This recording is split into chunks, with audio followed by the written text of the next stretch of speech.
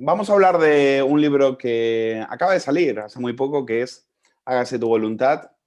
Es un libro de la periodista de sucesos Vanessa Lozano y cuenta la terrible historia de Patricia Aguilar, que es una joven de 16 años que fue captada por un pedófilo que tenía una secta sexual en Perú, un tal Félix Steven Manrique, y la niña vive, bueno, vive toda una odisea esclavizada. Y una niña que vivía en Elche, en una familia de clase media, normal, española, acaba en medio de la selva de Perú, desnutrida, cubierta en piojos y con un bebé en los brazos. Y quien conoce muy bien la historia, porque la ha seguido como nadie, es Vanessa Lozano. ¿Qué tal, Vanessa? Gracias por estar con nosotros. Gracias a vosotros. Bueno, sin destripar un poco la historia, porque no quiero entrar en la historia porque me gustaría que sean los espectadores los que lean tu libro, que está perfecto, y que se dejen atrapar por esta obra y eh, por este thriller que tú narras. Pero, ¿qué es lo que pasa en una niña de 16 años para que una niña que tiene una vida normal, anodina, de clase media, española, en Elche, deje absolutamente todo, le robe a sus padres 6.000 euros, se vaya, se meta coja un avión y se marche a Perú sin haber, sí, cuando lo más lejos que ha salido fue a Disneyland, después de no sé cuántos meses de que este tío le ha lavado el cerebro? Cuéntanos qué pasaba en esta niña, qué vulnerabilidades tenía esta niña para que este tío pudiera controlarle remotamente, ¿no? La mente desde Perú. Pues lo que pasaba en esta niña, efectivamente, como tú bien apuntabas, Luis, Patricia estaba atravesando un momento de vulnerabilidad. Acababa de fallecer un tío suyo con apenas 29 años de una enfermedad que se lo llevó de forma fulminante en apenas 3 meses.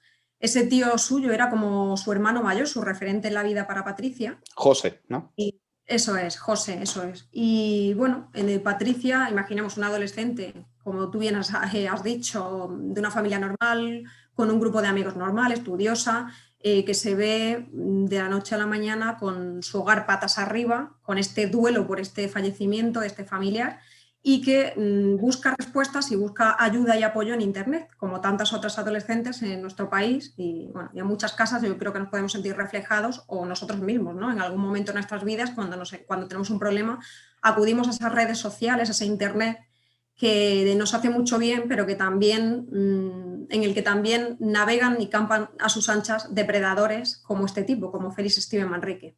Patricia tenía 16 años, sus padres su familia estaban atravesando un duelo muy complicado y ella decide meterse en un foro de internet a pedir ayuda, a pedir respuestas sobre un sueño esotérico, un sueño extraño que había tenido a raíz de la muerte de su tío. Lo que ella ya lo había hecho otras veces, es verdad que ella era una niña muy inquieta, desde pequeña se pregunta si hay algo más allá de la muerte, si existe Dios, qué hay, ¿no? ¿Qué puede haber más allá? ¿Qué pasa cuando nos morimos? ¿Dónde vamos? Ella ya se hacía previamente a la muerte de su tío estas preguntas y son esas mismas preguntas las que formula a través de Internet. Tiene la mala suerte, y digo mala suerte porque Félix Steven Manrique, su captor, estaba en absolutamente todas partes, estaban más de 134 foros de Facebook y de otras redes sociales, foros de mochileros por el mundo, foros Sí, de bebés y mamás, foros de parejas que nunca engañan a su pareja, a su novio o a su novia, foros de música electrónica, interés por la arqueología, interés por la filosofía y la psicología, es decir, foros de lo más variopintos, de temáticas muy diferentes entre sí, todas ellas con un punto en común, ¿no? Que es que las personas que se meten en este tipo de foros son apasionadas de alguna temática en concreto, de una temática en la que en principio no nos imaginamos ni que nos van a estafar, ni que nos van a engañar, ni que vamos a encontrarnos a un depredador como Félix Steven Manrique. claro, como tú dices, él se apuntaba a todos estos grupos y echaba la red, ¿no? Echaba la red y a ver y a ver lo que encontraba.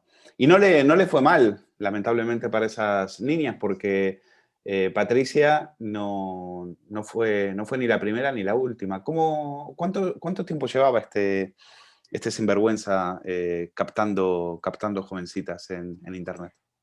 Pues atendiendo al sumario y a toda esa investigación que hace la policía peruana, en Perú, porque aquí en España la investigación fue muy corta, por no decir prácticamente nula, atendiendo a ese sumario, este tipo llevaba desde su juventud, desde su propia adolescencia, utilizando este método, este modus operandi, para captar mujeres muy jóvenes, algunas de ellas menores de edad, y de algún modo aprovecharse de ellas tanto sexual como laboralmente. Cuando rescataron a Patricia en mitad de la selva de Perú, como tú bien has dicho, desnutrida, en condiciones infrahumanas, con una bebé, con una hija a su cargo y con otros 4 niños, todos ellos, bueno, lo decía la policía peruana, llegamos a tardar un mes más y alguno de ellos habría muerto.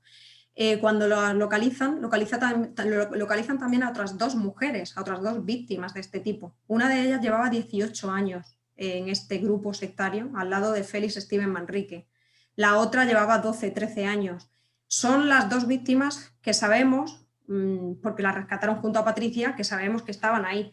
Pero previamente la familia de Patricia, cuando hace su investigación por su cuenta, va encontrando otro reguero de víctimas incontables, porque muchas de esas han localizado a unas cuantas, ¿no? Pero la policía ha localizado a otros que, por ejemplo, no han presentado ninguna denuncia porque en su momento no lo hicieron y ahora han decidido tampoco denunciar, que no contabilizan, ¿no? Que no contabilizan en ese harén de mujeres que Manrique llevaba reclutando, llevaba de alguna manera acaparando durante años. Son 5 víctimas a las que al final recoge la sentencia peruana, pero hay otras muchas mujeres que, como te digo, fueron captadas cuando eran menores de edad a lo largo de todo el mundo. Hay una cosa que cuando vas leyendo el libro de alguna manera te pone los nervios, y es que muchas veces estuvieron cerca, estuvieron apenas a 10 minutos de dar con ella, y por un mal interrogatorio, por unos policías que no supieron ver lo que estaba pasando, por burocracia o por lo que sea, él siempre conseguía zafar de las autoridades y seguir camino con la niña. Realmente parece mentira que no posibilidades para encontrarla antes, las hubo. Y me parece que ahí hubo fallos policiales graves, tanto en España como en Perú, ¿verdad? A ver, aquí hay un fallo de base, y es que cuando la familia de Patricia va a la policía a denunciar su desaparición, se encuentra con un hándicap enorme en España, que también lo encontramos en otros muchos países, que es que no hay una ley, en nuestro Código Penal no hay una ley que penalice, que tipifique, o sea, no está tipificado el delito de abuso de debilidad, el delito de persuasión coercitiva, ¿no? Lo que cometen este tipo de grupos sectarios contra las víctimas, eso no está en el Código Penal. ¿Qué pasa? Que cuando los padres van a denunciar, la policía está atada de pies y manos. Dice, bueno, tu hija se ha marchado, vuestra hija se ha marchado voluntariamente en apariencia, porque este tipo de desapariciones siempre son aparentemente voluntarias. Yo no tengo ninguna herramienta legal a la que acogerme para perseguir, no tengo a quién perseguir. Para colmo nos encontramos con la dificultad de que se encuentra en otro país, ¿no? ¿Y qué tal? Perdona que te interrumpa. ¿Y qué pasa con eso de las 48 horas? Porque si realmente hubieran actuado antes de las 48 horas, quizás hubieran dado con ella antes de que saliera de España. Sí, esa es una de las cosas que apunta el padre de Patricia en el libro y que, bueno, que es verdad que la familia en su impotencia lo denuncia ahora, ¿no? No solo puede quejarse a día de hoy. Efectivamente, pues cuando en un primer momento, en un primerísimo momento, cuando los padres van a denunciar, le dicen, llaman por teléfono, no van a denunciar, llaman por teléfono en primer lugar y dicen, oye, mira, mi hija se marchó un cumpleaños con unos amigos, pero me está dando respuestas extrañas a través de WhatsApp, no me coge el teléfono, ahora el teléfono me sale como que está apagado. Patricia era una chica súper responsable, nunca se había marchado, solo salía por su barrio, en fin. Y el policía que está al otro lado del teléfono les dice, bueno, seguramente se habrá marchado con algún noviete, seguramente su hija regresará a casa en breve, vamos a esperar un poco. Si en un par de días o así, si mañana pasado ya ven que no, pues ya se acercan y formulan denuncia. ¿Qué pasa? Que en ese lapso de tiempo, Patricia cogió un vuelo a Perú y se marchó al otro lado. Si en lugar de ese incompetente, por no decir ese imbécil de policía que cogió el teléfono, hubiese sido alguien que le hubiera tomado la denuncia en ese momento, el nombre de Patricia hubiera saltado en los aeropuertos y Patricia no se hubiera podido marchar de España, ¿verdad? Cuando menos hubieran sabido desde el primer momento que Patricia iba a coger un vuelo a Perú, sí. Vale, no, conviene saberlo para ver qué tipo de de sujetos tenemos del otro lado de los teléfonos cuando un padre desesperado llama a la policía para pedir ayuda. Porque uno cree que aquí tenemos la mejor policía del mundo y que los estúpidos están en Perú. No, pero aquí también cometen errores. ¿Qué pasa con esta niña entonces una vez que llega a Perú? Porque también ahí hubo fallos. La niña se dirige al consulado, nadie se da cuenta de la situación de vulnerabilidad en la que se encuentra. A la niña la captan en Chile, en un vuelo a Chile. En realidad el vuelo iba a México, pero en Chile se dan cuenta de que esta niña podría estar siendo secuestrada por este tío y finalmente la dejan marchar. Es incomprensible. Bueno, eso efectivamente es muy complicado, no solo en España, también en otras partes del mundo, en este caso en Chile y en Perú. Es muy complicado detectar cuando una persona está siendo manipulada, captada psicológicamente por un sujeto. Esto lo saben las sectas y lo aprovechan a la perfección. Manrique mandaba mensajes a la familia de Patricia a lo largo de ese año y medio que estuvo captada diciéndole: no conseguirán nada, no con estas leyes. O sea, él se creía salvo y es que en cierto modo tenía razón en que las leyes no permiten hacer nada. ¿Qué pasa? Cuando una persona mayor de edad se dirige a una embajada a decir: oye, yo me encuentro aquí por mi propia voluntad, a mí nadie me está coaccionando, a mí nadie me está manipulando y yo estoy feliz y estoy bien, ahí no hay nada, es que no hay nada más que hacer, no hay nada más que hacer. Porque esa persona ella misma está diciendo voluntariamente que se encuentra allí. Pero el relato que le cuenta al policía, Vanessa, es inverosímil. O sea, que es inverosímil. El relato es inverosímil. Un policía tiene que tener un poco... hombre, otra cosa es que hagan lo que le gusta hacer a muchos policías, que es no hacer nada. Es decir, cumplir el reglamento, hacer las 6 preguntas de rigor y marcharse para no tener que hacer nada, que es lo más fácil. Pero el relato era inverosímil. Un policía avispado podría haber hecho algo más. Poco se puede hacer ahí. Aparte, poco se puede hacer, perdona, poco se puede hacer teniendo el tío al lado. Porque ya me dirás qué tipo de interrogatorio es ese. Sí, ese es el problema. Ese es el problema. El problema es que él se presenta en la embajada como un amigo de ella, como un guía en la ciudad de Lima y no como lo que verdaderamente es. Obviamente no se iba a presentar como lo que verdaderamente es, ¿no? Hay una cosa que a raíz del caso de Patricia Aguilar, en España por lo menos, sé que han modificado en el protocolo policial. Y es que cuando una familia, pero claro, la familia tiene que saber previamente que su familiar ha podido ser captado o está siendo captado por el gurú de una secta, cuando consiguen localizar a esa supuesta víctima, en ese interrogatorio policial, en esa declaración policial, se puede avisar a un perito experto en sectas o en manipulación para que de alguna manera vea en la declaración de esa supuesta víctima si de verdad hay un engaño o hay una manipulación o una coacción, incluso, que una coacción sí sería un delito. Esto se ha empezado a hacer en España en algunas comisarías, en algunas comandancias de la Guardia Civil, a mí me consta, pero claro, no forma parte de un protocolo oficial y único para todo el país. Es decir, cambian cosas sí, pero poquito. Y efectivamente, una vez más, depende de la capacidad o de la voluntad que cada policía individualmente quiera tener y cómo quiera afrontar una situación. A veces depende de la voluntad de un policía. Pues apañado vamos. ¿Cuántos españoles, cuántos jóvenes españoles calculan o cuántas personas son captadas por sectas en España al año? A lo largo del año.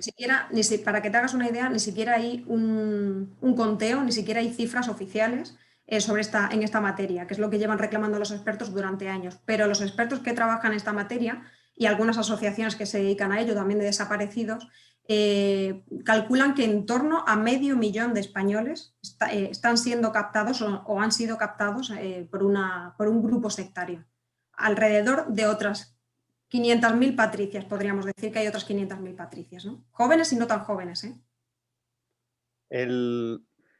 Patricia tuvo suerte porque había una prima de ella que era un todoterreno, una Noelia, que es un fenómeno, una fuerza de la naturaleza, que movió cielo y tierra hasta que la encontraron.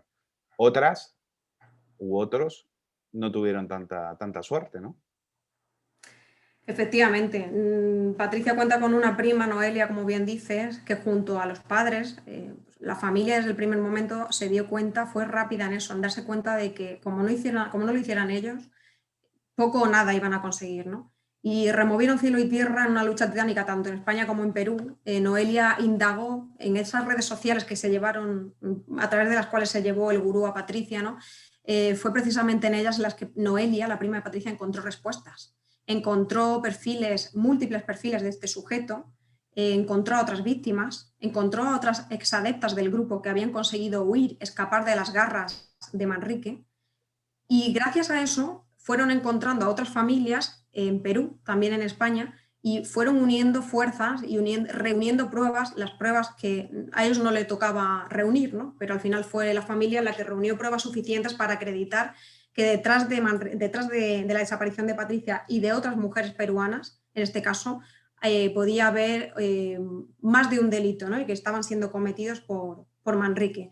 Gracias a la familia de Patricia, por ejemplo, se consiguió evitar que otra menor del País Vasco, aquí en España, siguiera los mismos pasos que la joven de Elche y se fuera con Manrique a Perú, porque fue la familia de Patricia la que identificó en las redes sociales de este tipo a otra menor que en ese momento tenía 15 años del País Vasco y que llevaba desde los 12 años, según el relato de él, según él le contó el gurú a Patricia, llevaba desde los 12 años captándola a través de las redes sociales y estaba a puntito de seguir los pasos de Patricia y marcharse a Perú.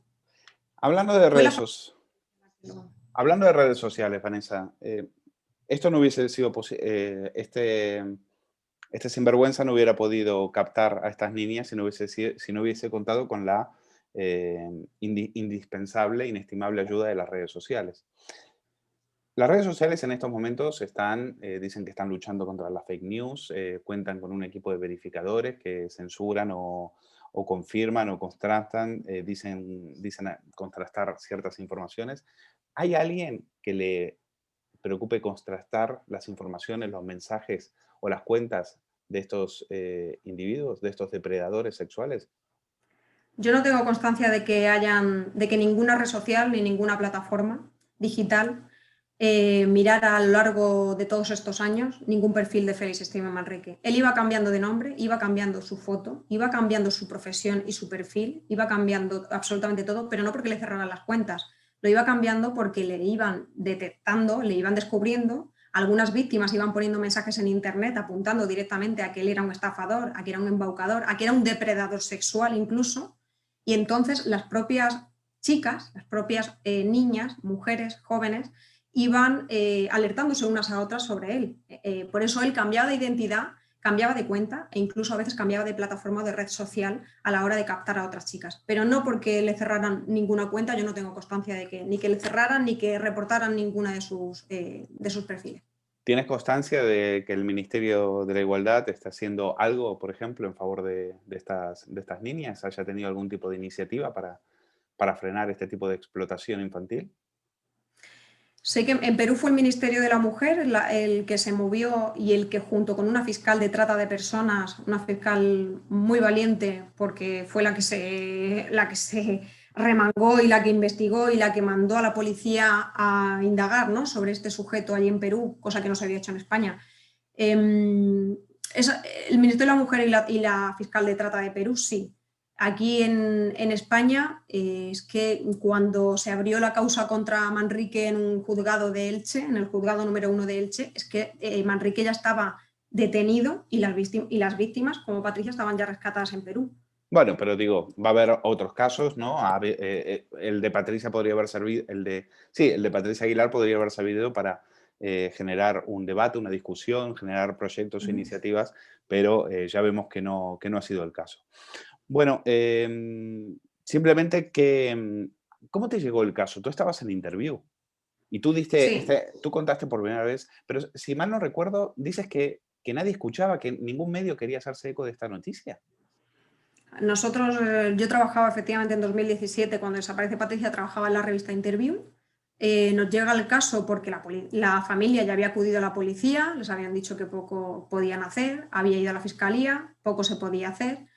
Habían acudido a algún que otro medio de comunicación ya y bueno, lo que les habían dicho, siempre según la familia, es que las sectas, el tema de las sectas, la población española no está muy sensibilizada con ese tema, parece que no ocurre rara vez o lo tenemos asociado a algo del pasado o algo de otros países. Aquí a nuestros niños y a nuestros hijos no les ocurre.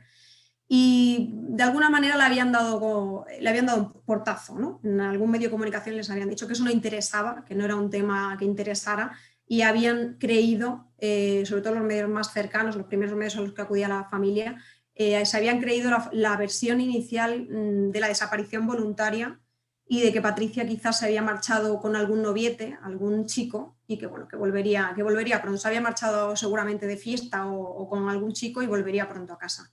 Entonces la familia acudió a nosotros verdaderamente desesperada, para que de alguna manera, el último recurso ya que le quedaba era acudir a los medios de comunicación a intentar, primero, que se les escuchara y segundo, que alguien, no sabían bien quién, porque era una familia normal y corriente, nunca había tenido ningún problema con la justicia, no sabían bien a quién tenían que acudir más, que alguien, quien fuera, que hiciera algo. Bueno, pues, ¿cómo está Patricia? ¿Qué sabemos hoy de esta niña? ¿Ha podido salir adelante? Sé que, bueno, hay una preciosa carta al final del libro, que tampoco vamos a desvelar su contenido, pero que habla de quién fue la persona que le dio más fuerza, quién le permitió salir adelante, quién pudo creer y tal. ¿Sabes algo sobre ella y su familia? ¿Cómo están ahora? Sí, yo estoy en permanente contacto con ella y con la familia y la verdad que está muy bien, está feliz, sobre todo, como dice su prima, ¿no? Está a salvo, que eso es mucho decir, porque su vida ha corrido peligro durante 1 año y medio.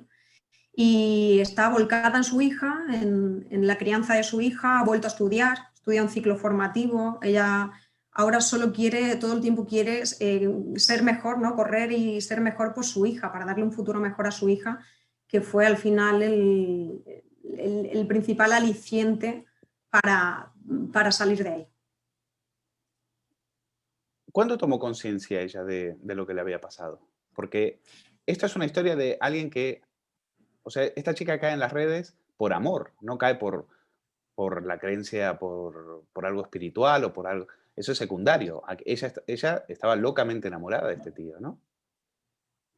Bueno, yo una de las primeras cosas que me doy cuenta cuando empiezo esas entrevistas personales con ella para hacer este libro, es que no hay que infravalorar el componente espiritual, ¿eh? Él se presenta como un guía espiritual desde el primer momento y la anima, le dice que, bueno, que el mundo tal y como lo conocemos va a terminar, el mundo tal y como lo conocemos. De hecho, le cita, que te sonará, nos sonará a todos, le cita que quizá venga alguna pandemia, alguna guerra que cambie el mundo tal y como lo conocemos. Imaginemos lo que supone eso, ¿no? Para una persona que previamente ya cree en ese tipo de cosas. Imaginemos ahora qué estará pensando Patricia y tantas chicas como Patricia a las que sus guías espirituales les habían dicho que venía una pandemia mundial y que cuidado con el mundo como lo conocíamos.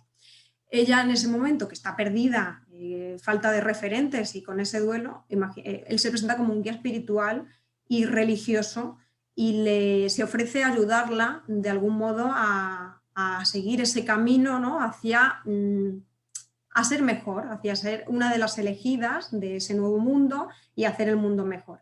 Luego es verdad que en un tiempo muy corto él la enamora. Él la enamora primero a través de esa admiración de él ser un ser inteligente. Él tiene una respuesta a todo.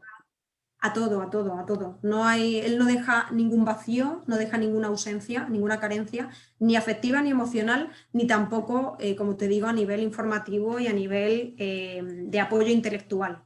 Claro. Y bueno, y así fue como ella cayó en esa red. ¿Y cuándo se da cuenta de lo que ha vivido?